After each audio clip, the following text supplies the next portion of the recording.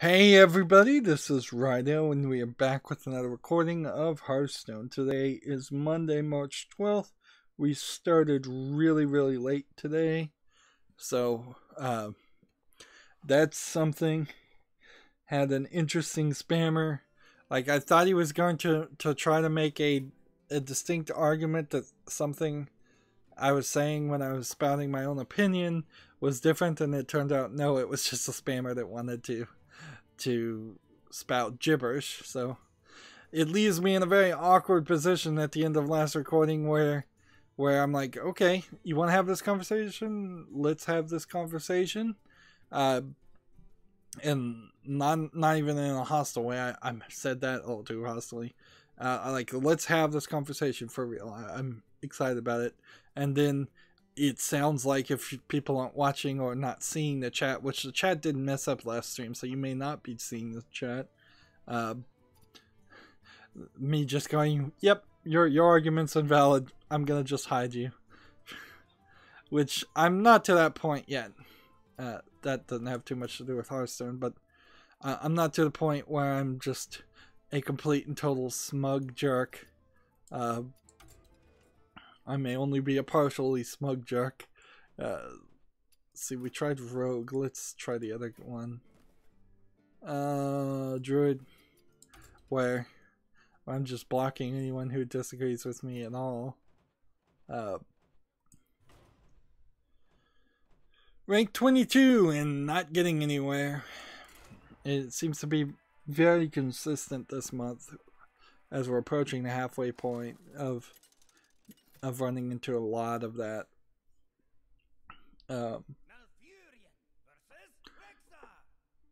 Like, I was talking about,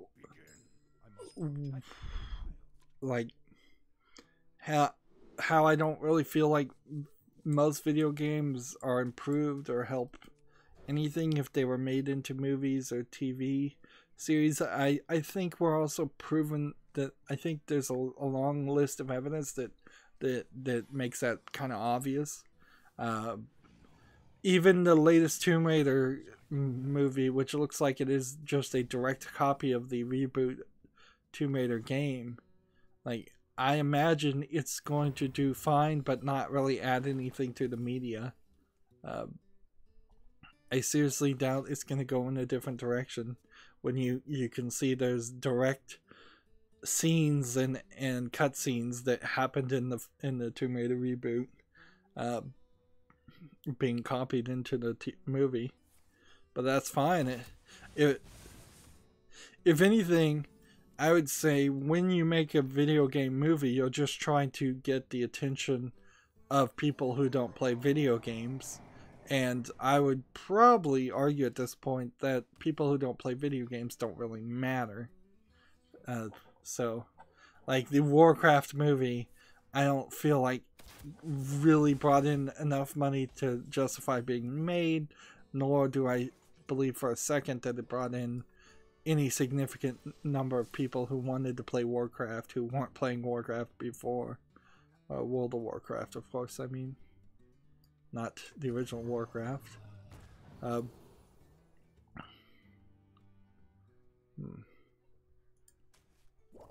That's an interesting choice I just made. So, yeah. And I would love for somebody to come and argue that video games should be made into movie and TV series, and give me an example or an impassioned opinionated argument. It's just a shame that that's not what was happening in the chat.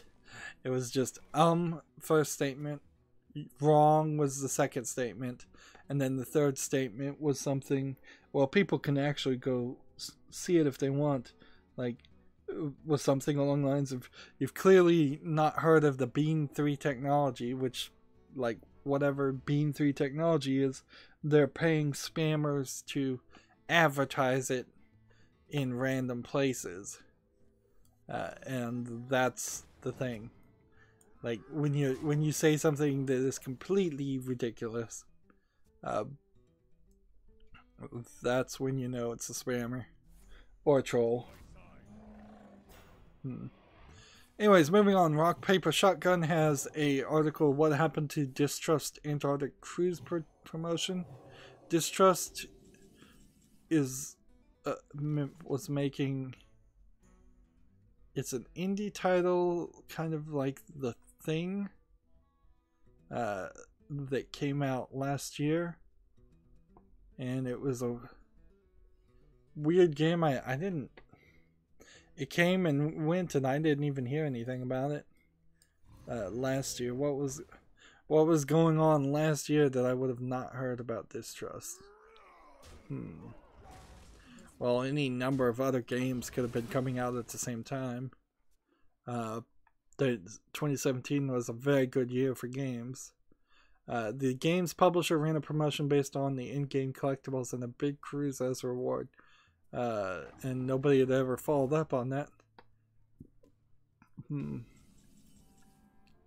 Let's see. The publisher also released the game Beholder. I'm trying to see here if this is an article that's an advertisement for the publisher, or if this is actually going to be an informative editorial about, or investigative piece. So looking at Distrust, I can see why I would have forgotten it. It is just a top-down isometric game. It doesn't look bad. It looks very good, although it's being set in Antarctica, so it's mostly snow everywhere. I don't think I ever saw any news about this game at all. And you're being chased by all these kind of alien things that one assumes this is just The Thing, so I assume the aliens can look like humans.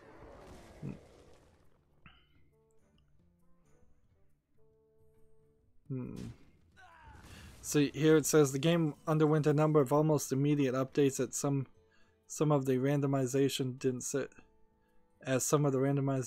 sit well with players that thought it created an unreasonable level of difficulty. After that was patched, a co-op mode was added that I've yet still to try, but late last year a special edition of the game was temporarily live on Steam called Distrust Antarctic Cruise Edition. For people that could finally collect 5 torn pieces of a hidden ticket, a random player would have unlocked the achievement during that time, would win 10-day Antarctic cruise. Which, the question there is, are there actually Antarctic cruises? Like, how close can you cruise to Antarctica before they say, no, we're not going that close to the ice? Or there's no reason to go that south, because I mean you pretty much have to leave from either the tip of South America or Australia to do an Antarctic cruise. And for 10 days, what are you doing? You're going from one of those locations to Antarctica, getting close but probably not actually landing on Antarctica, and then going back.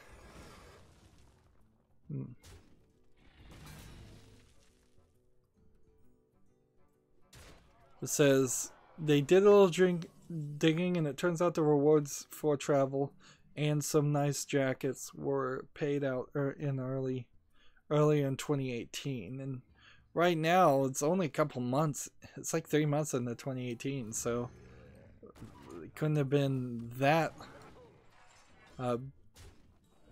long ago.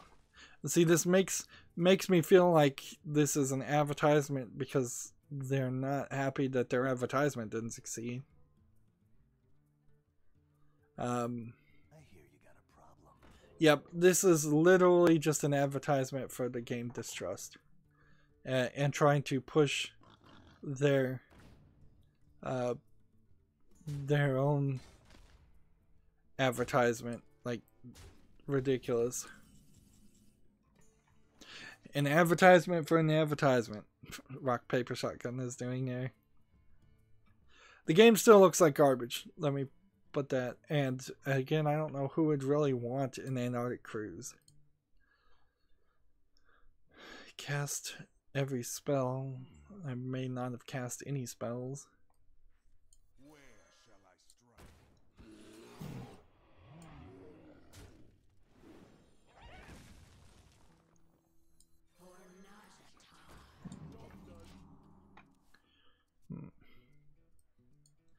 Gonna have to mute Her Interactive, the creators of the Nancy Drew games, on my Twitter because they've just got too many posts they're doing selling their own games. I mean, they certainly are out there shilling, but I don't know why anybody would follow any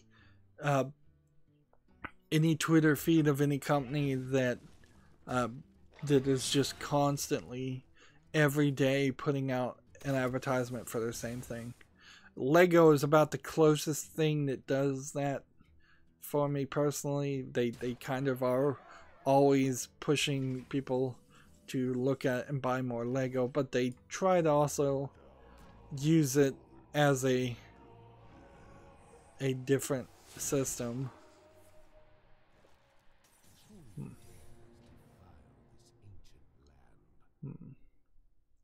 So, like, I kind of have to do this or I'm gonna die.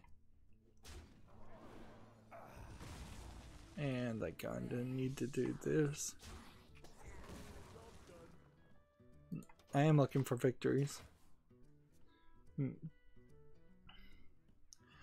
Speaking of Twitter, because I've now scheduled these 2 Star Wars games I've recorded for this year for May the 4th be with you, which I don't believe either one of those series actually are going to start until after May the 4th.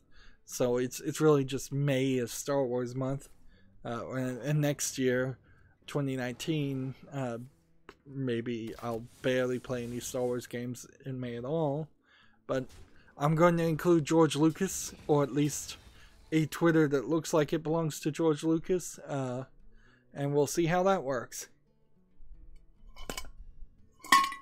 It's not like George Lucas really had a heavy hand or influence in LucasArts and the video games, but heck, it might get me some more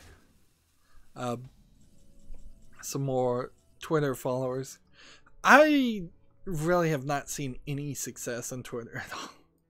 I don't know if Twitter works for anybody, and it just isn't working for me, or if it just doesn't work for anybody at all. Hey, there's a victory. It's nice to have a victory every now and then. Let's get a win streak going.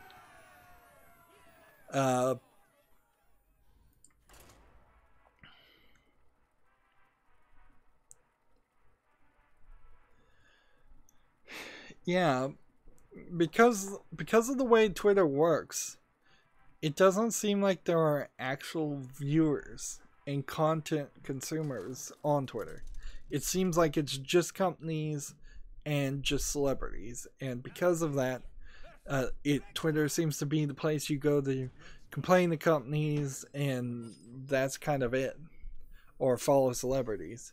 And while I am the lowest of the low, the scum on the shoes of celebrities level celebrity, but I am a YouTube video game critic that kind of is a celebrity, so I should be on Twitter.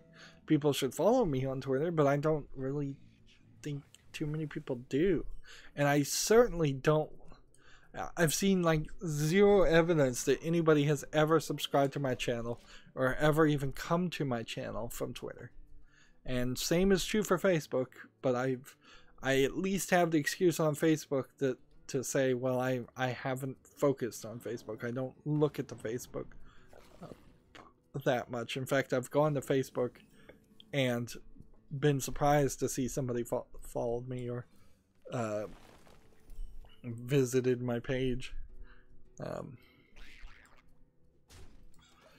Moving on though, a Dark Souls streamer beat the entire series without taking its entire hit. So that is Dark Souls 1, 2, and 3. He was able to play without taking any hit whatsoever. And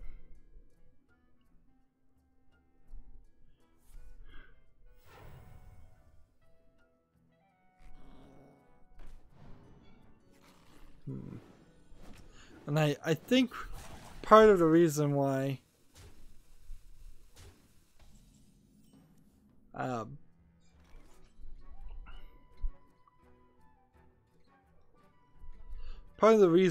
you would even be pushed into the thought of playing Dark Souls without taking a single hit is there is the concept of the naked run, where very soon after the first few bosses, if you're not wearing any armor or defense, getting hit once would kill you anyways.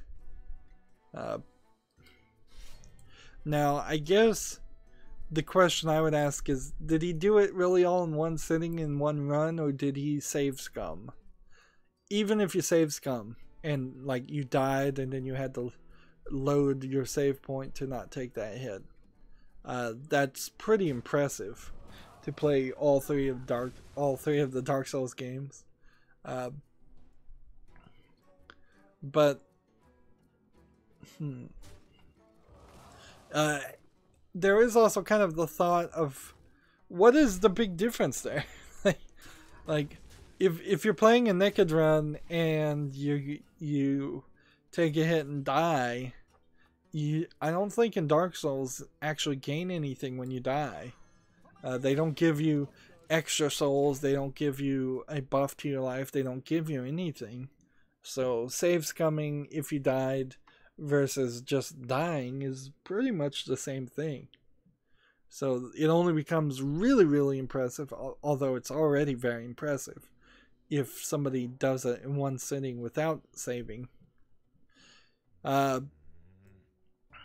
Here, Rock Paper Shotgun has an article called Paratopic is a low polygon horror game with high stakes. I'm looking at an image here of a very low polygon woman in a low polygon hallway. Let's watch this trailer and see. The thing here about horror games, and why I would say Paratopic is probably not worth you playing, is there's plenty of hidden object horror games, there's plenty of point and click horror games, there's plenty of 2D horror games. Is there really a need to bridge the gap between those 2D animations that look really, really good in some instances and 3D animations that often look very, very good and realistic? Do you need that center experience of having something that looks like a PlayStation 1 era graphics? I don't think you do, because since horror is built around the concept of bringing in the viewer into the story and make them feel like they're a part of the experience, you either want to have it be cartoon 2D to the point where the mind just gets over that point and can relate even though it's completely unrealistic graphics, or you want super 3D realistic graphics where the mind doesn't have to hit that bundle.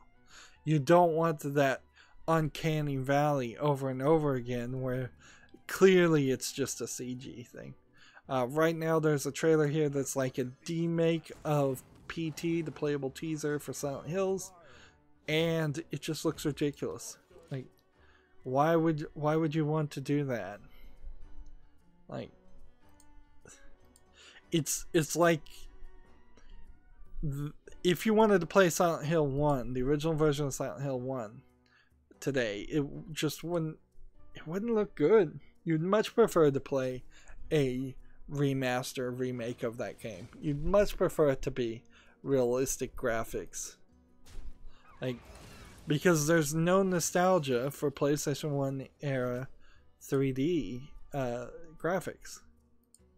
There just never It never has been, and I don't think there ever will be.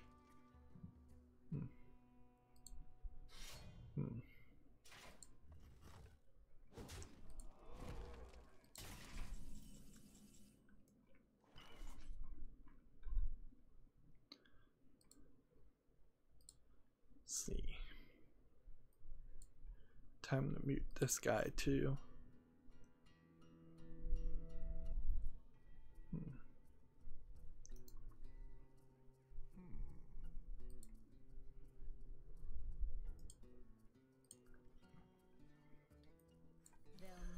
I don't think I'm gonna win this one.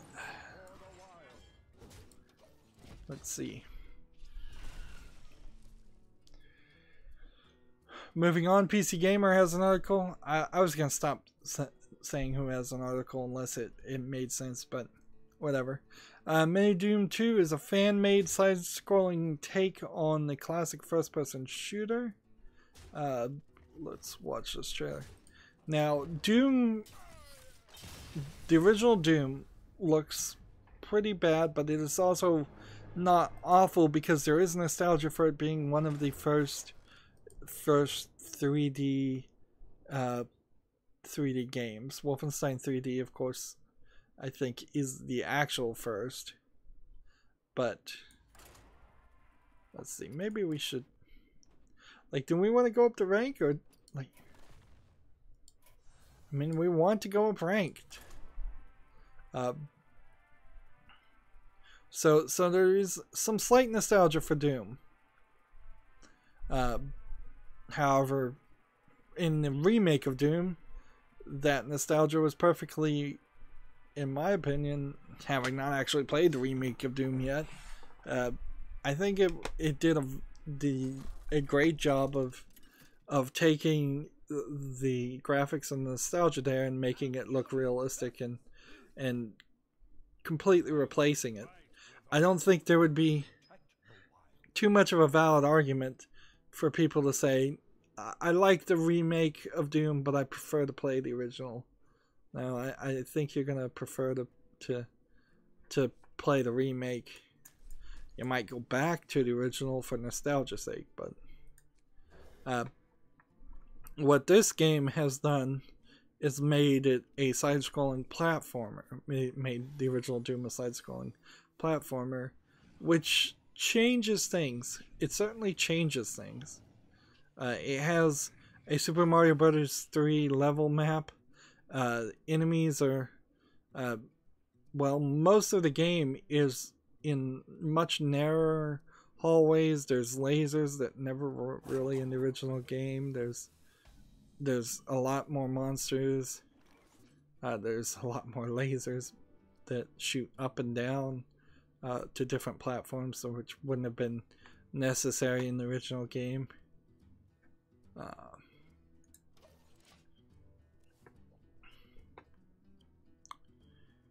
There's booby traps that weren't in the first game. Looks like there's health and armor pickups and things like that. This game feels really fast paced, a little bit more than the normal game.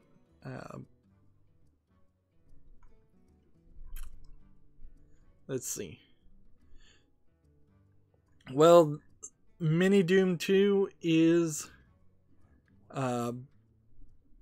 free on itch.io, or you can just Google it, I think, to their main website. It's an interesting idea to make a platformer and use the assets of Doom, although arguably it might be a decent argument that they're just also infringing on the copyright of Bethesda.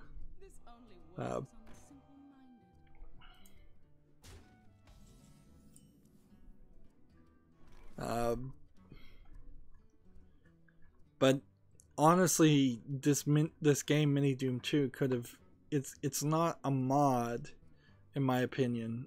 It's actually a new game using assets that the creators didn't make, and they're giving it away for free, so I can't really be too upset about that. But it's kind of like a fan game using assets from Doom 2.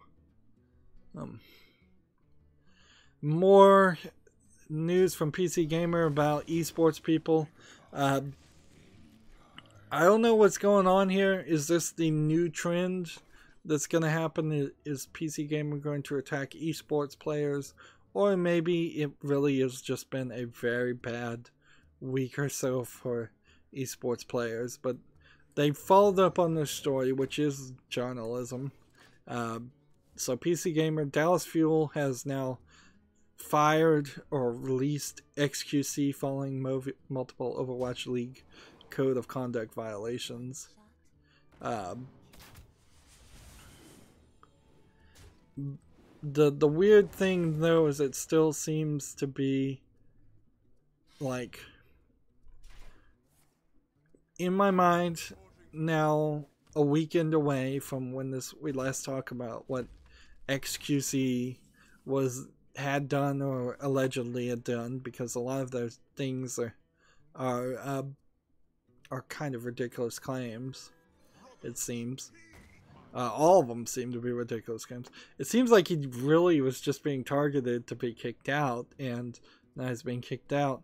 And the whole Overwatch esports scene seems to already have this taint of being run by lunatics who are going to enforce increasingly strict, ridiculous regulations on all of the players, to the point where nobody's going to actually want to play that's any good.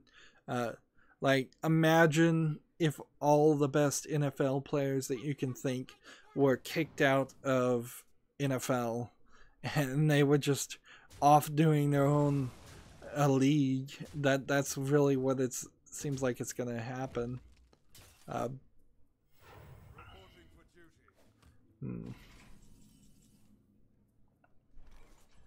So, like,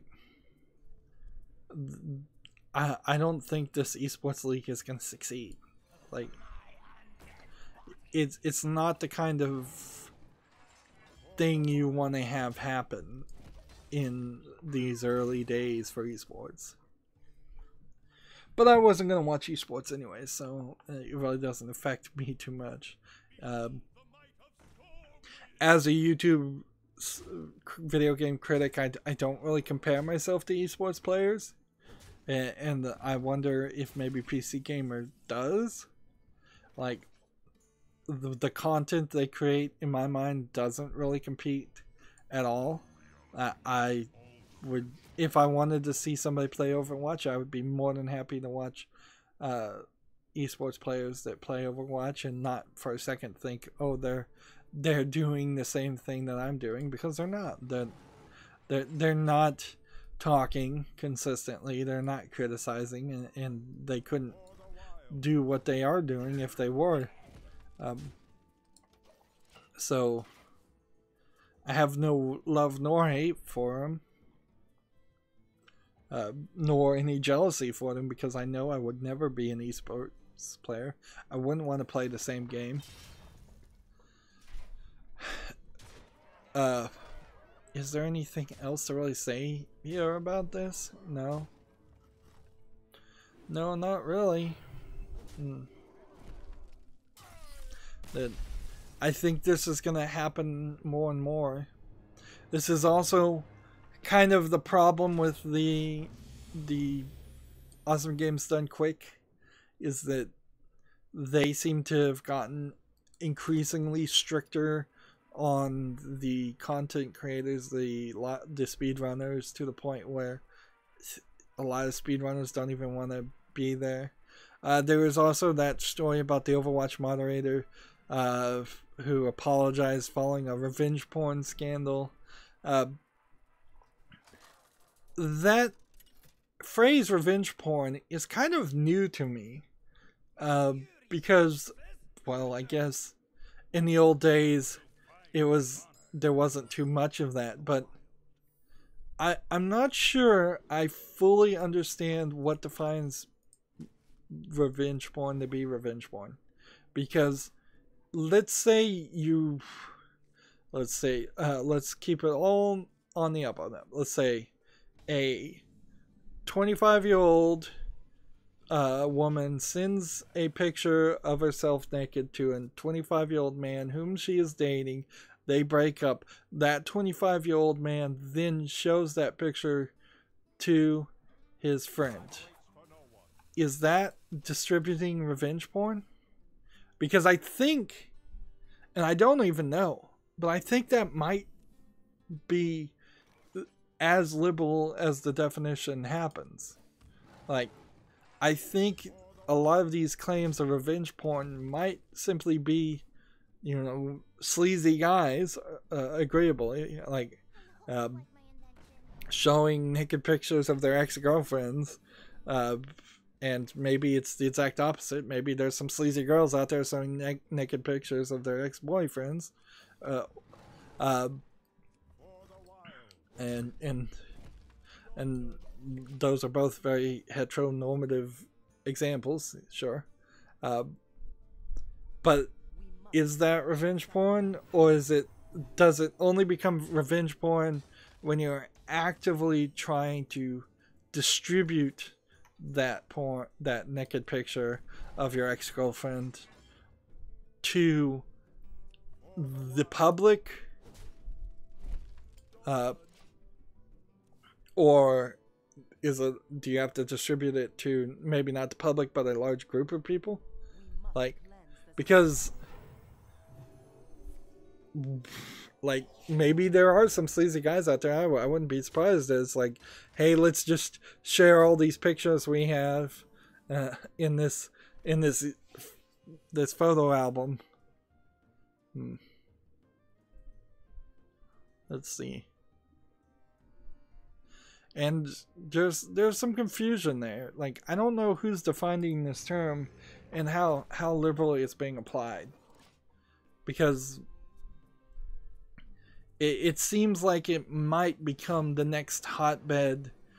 I can claim somebody sexually harassed me when they were just awkward on a date type claim, which we've already seen with the Me Too movement in a few rare instances. Most instances it's clearly and obvious who was in the wrong and who was in the right, but there have been a few instances where somebody says, I was harassed.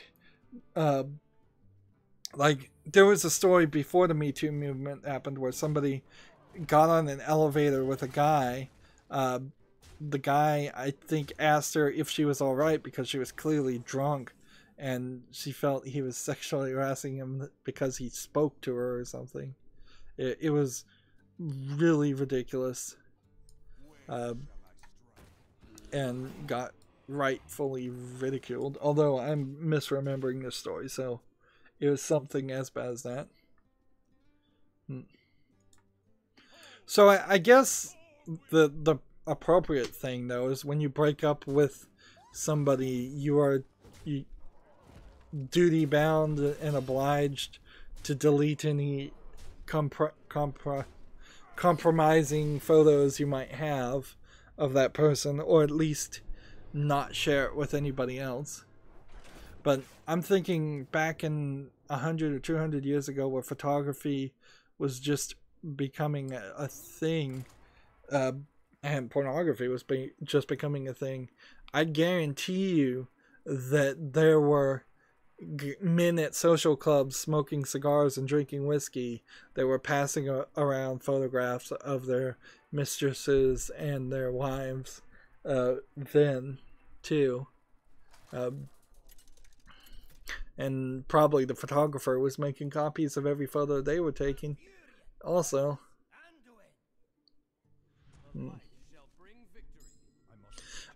I guess on the other hand, as we're not talking about video games too much right now, I'm going on a rant here about revenge porn.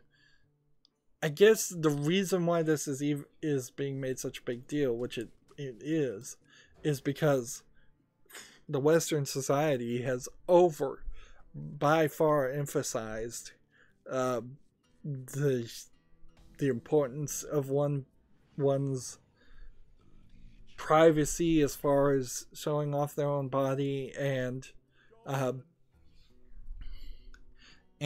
just puritanical ways of thinking, Uh, like, if you went more along the lines of like ancient Greek and Roman times, where bathhouses were happening all the time and people were unashamed and unembarrassed to show off their bodies, uh, on a daily, weekly basis. The idea of somebody seeing you naked was not a big deal at all, and it's become this ridiculously overemphasized thing to the point where now people are complaining about people not even being seen directly naked, but by being seen naked based on some photograph, or in the case of the DeepMind thing, by the case of some simulated program that's not even really your body. Which, by the way, on a side note, Jessica Jones season 2 has a flashback episode where they, I believe, just CG cut off the head of the adult actors and put them on the bodies of like younger teenage actors, and it causes them to have some creepy long necks, and it does not look good. And I don't know why for a second they needed any flashback episode at all. The entire story in that episode could have been told differently without showing flashbacks, or it could have just not been said at all. Yeah, you could have done a monologue for about 2 minutes and told the whole story. A lot of the story that is told in Jessica Jones could be left on the cutting room floor. Anyways, yeah, it seems like an overemphasis on modesty, and not even ancient times. If you're in most Asian countries, like, it's not uncommon for you to have to be naked with at least your own gender in spas and bathhouses on a rather frequent basis. If you're in most European countries, it's not uncommon to at the very least have topless beaches, if not full-on nude beaches. It's also not uncommon in most European TV to have nudity. It's really a US thing more than even a Western or America's thing.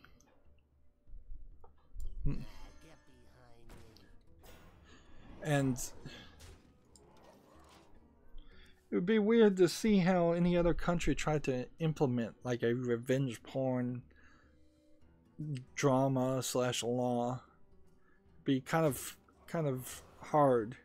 Of course, other countries have their other things to talk about. Moving on, however, PC gamers were talking about terrible things. EVO organizers contacted the FBI following a mass shooting threat on Twitch. The fighting game tournament takes place in Las Vegas in August. Let's see.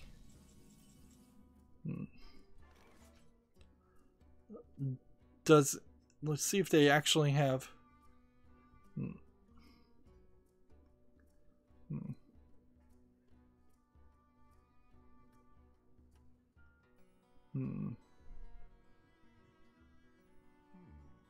Okay. So some troll basically just said he was going to do that, and they contacted the FBI, which I think inherently the FBI is going to have to get really good really fast about investigating troll claims, and can they tie those troll claims to a specific person, and is that specific person been flagged for other issues? certainly making a threat, probably, I think, is a violation of the law. I don't think you have any First Amendment protection in the United States to threaten violence. There is a certain point of, are they credible? Is it believable, or is it a joke? Because there is a slight protection if a comedian says something on a comedy stage and everybody knows he's joking, compared to somebody just saying it on the side of a street. And in this instance, it looks like it just happened in Discord. So, yeah, it seems like somebody should be fined or get a stern talking to for making such a threat.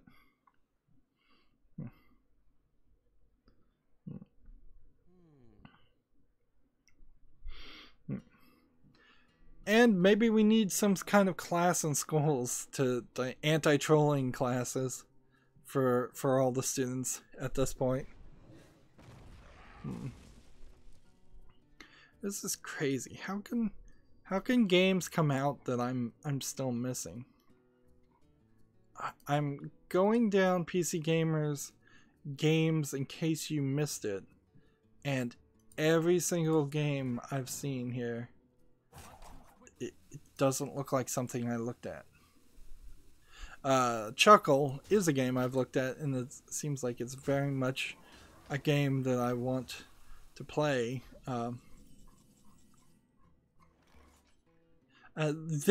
As I was going through games, and I want some feedback on this, I do have the game Vermintide 1. Vermintide 2 is out now.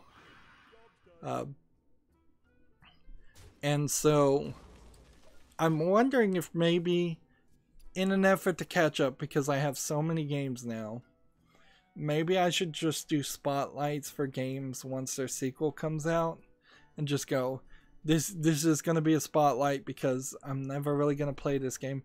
Vermintide 1 is a great example of this, because I don't think there's much of any single player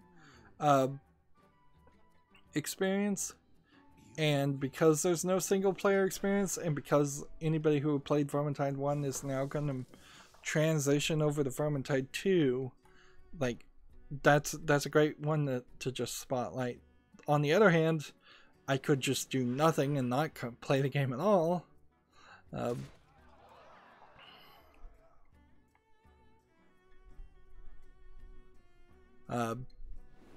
I'm trying to find ways to find things that would find ways to make the game work, make more game coverage while not doing too much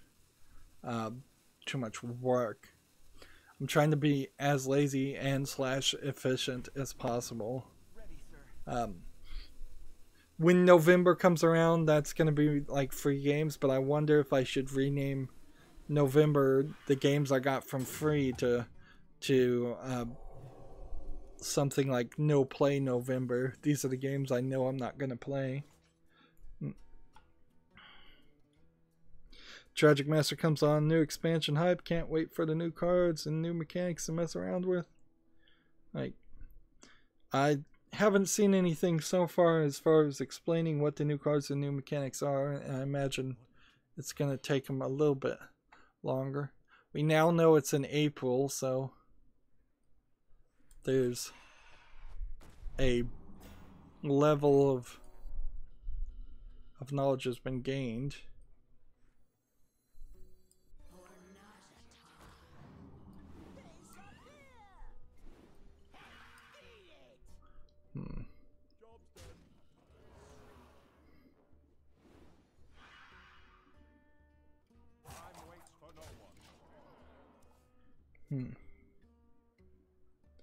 Yep.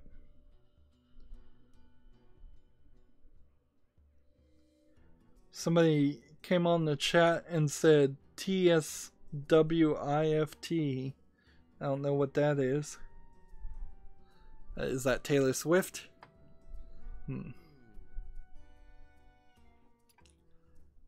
So I'm looking at a game called My Lovely Daughter that came out March 8th on Steam. It's very positive.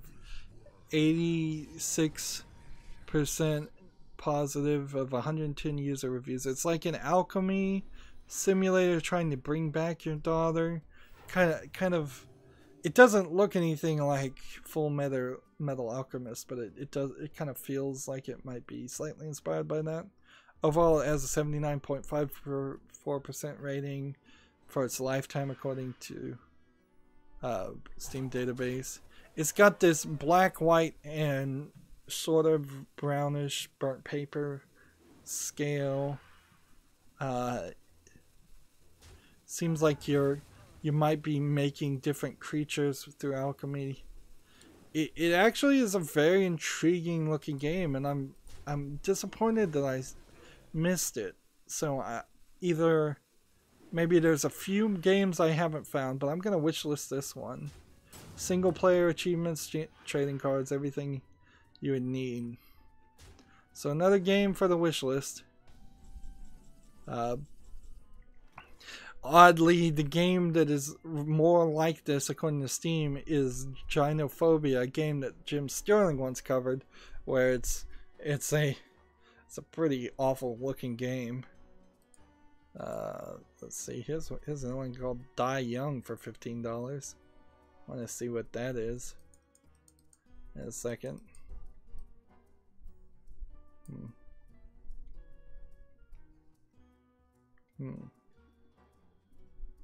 Let's see what Die Young is.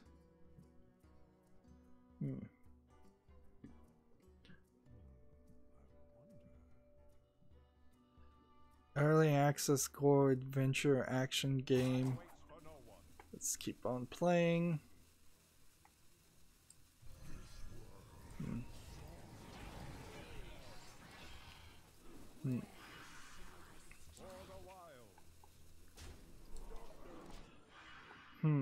This game, Die Young, has mixed reviews recently, but it was very positive before.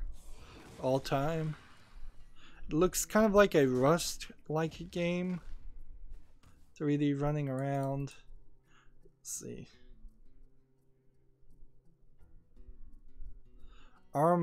Let's see. Kidnapped for no clear reason to a dazzling yet mysterious island on the Mediterranean Sea, a young girl has to find her way to escape. Armed with only her wits, agility, and the will to stay alive, she must make her get away or die young.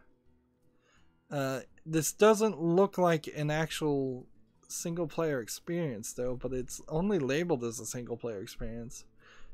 Instead, what I've seen is it's still early access. I guess that might be the reason. It looks more like something that's just a Rust game. You're running around in an island with a bunch of random assets. It's 3D. It looks realistic. It's got something to do with Indie Gala. It's coming from Indie Gala. So maybe there would be some polish on this game eventually, but it's way too early in my opinion to be out.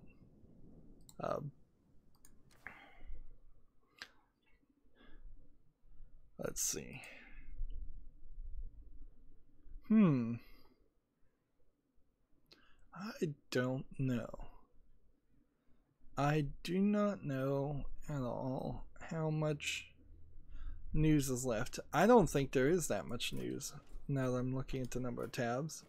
And here we're still struggling to get victories. Maybe we could friend somebody and do some friendly battles. Go back to some rogue play. Yeah, a lot of struggle, which might very easily translate into a lot of post-game play today, which will be weird because I very possibly, since I started late, may end up playing till 2 or 3 in the morning. Anyways, let's see. No, dismiss that. How much time? Yep. It's been 50 minutes, so that's as good a place as any to break up this recording. As always, I ask you to like, share, subscribe, comment, and watch every second of my videos. If you want a friend to follow me on any social media sites, there's a whole bunch of links down below. If you want to support me, gift me something on Steam. Thank you for watching. Have a good evening.